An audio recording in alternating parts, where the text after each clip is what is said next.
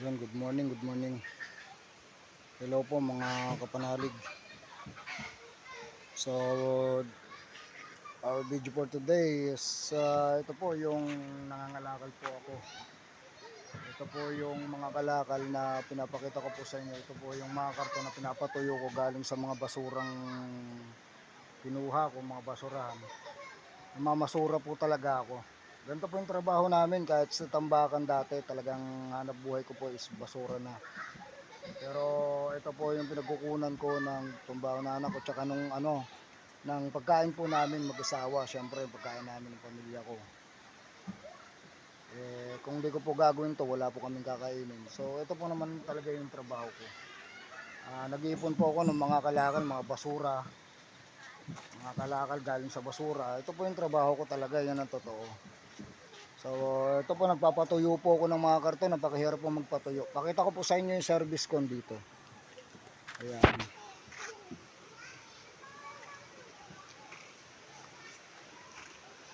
Yan po.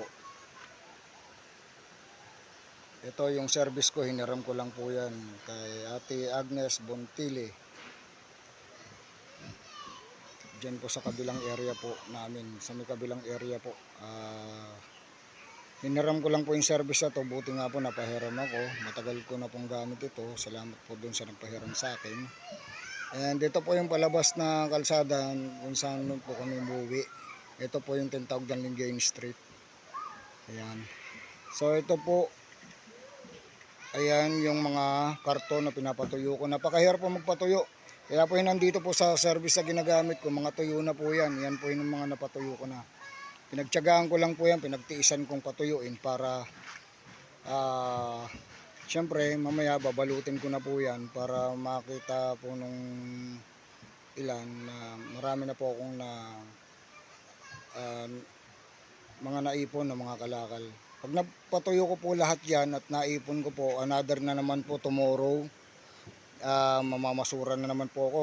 Hanggang sa maipon po at dumami mga kalakal, hanggang sa maibenta po namin ito pagdating ng oras kasi naku, napakalaki po ng bayaran namin sa kuryente at tubig.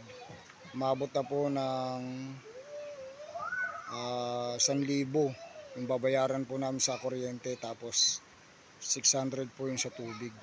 So 1,600 po. Talagang kailangan po, gipit po talaga. Kailangan kong gawin po ito. Parang sa ganun, meron po akong pagkukunan. Yan po. Pakita ko po sa inyo. Ayan po. And dito rin po ako nagsasampay. Yan po, dito po kami nagsasampay. Ayan. Ito po ay Quezon City. Sako po ito ng Barangay Bagong Silangan. So ito po yung kahabaan, makikita nyo po itong kahabaan na ito. Ito po yung creek. Yan po yung wall ng creek. Yan po yung kahabaan. So ayan. Pinapakita ko po sa inyo. Parang nasa ganon.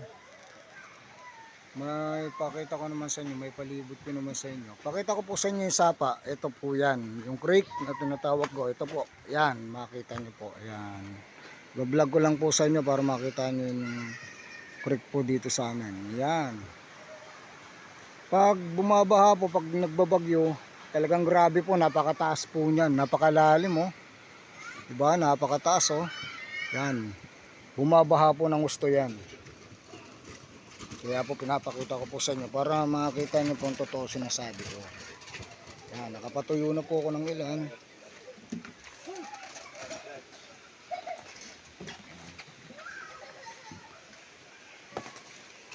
Okay, tuyo na po yung iba. Ayan. So may dumating po dito na deliver, padala. Ewan ko kung kanino po ito, sa kapitbahay yata. So hindi ko po alam kung kanino ito.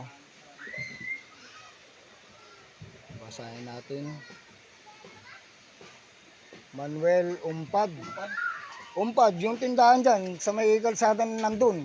Papunta sa may eskinita. Unang tindahan lang dyan. Yung may tindahan to, oh, yung pagdaan mo, unang tindahan, madaan mo dyan. Yun na yun.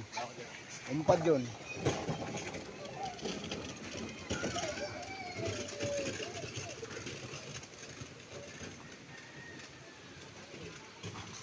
naligaw,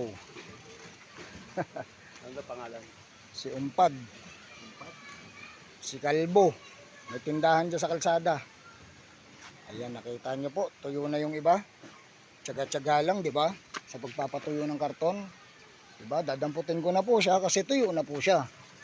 Di ba? Napakadaling magpatuyo. Konting tiis, konting tsaga, may nilaga. Ayan. Ops, sandali lang. Ayan. Okay, maraming salamat po.